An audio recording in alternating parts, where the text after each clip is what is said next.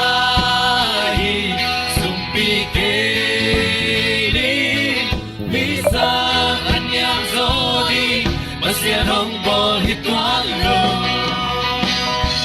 Sumiban nung ta, Kamta kampawi, Sumikahi hong bol pasyami hati. Kol kambay kam kapyang zo, Kol kambay kam kapyang zo, Kanuka pa sumihi, Kol akse ang kanela, Kasi kasa sumihi.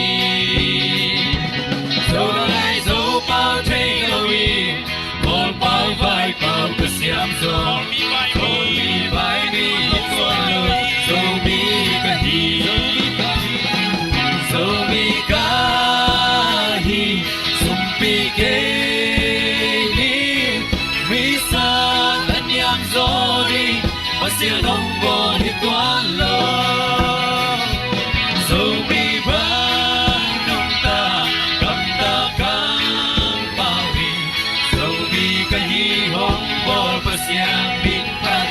Kamsyan nato, namdang pasarodi. Kamsyan nato, namdang pasarodi. Zinay kale, Kol kambay gamong hale, Pasyan hong piyak tunay na.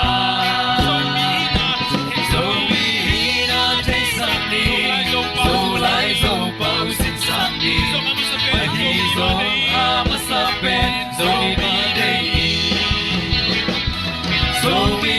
Sumikahi, sumpikili, Bisa anyang zodi, Pasyan hong bol hitualo.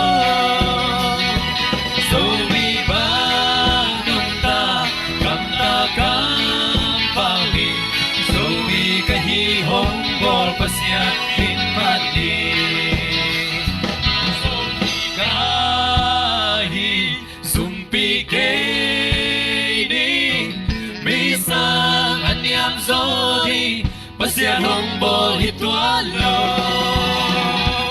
Sumiban nung ta, Kamta kampawi, Sumikahi hong bol pasyang binpati.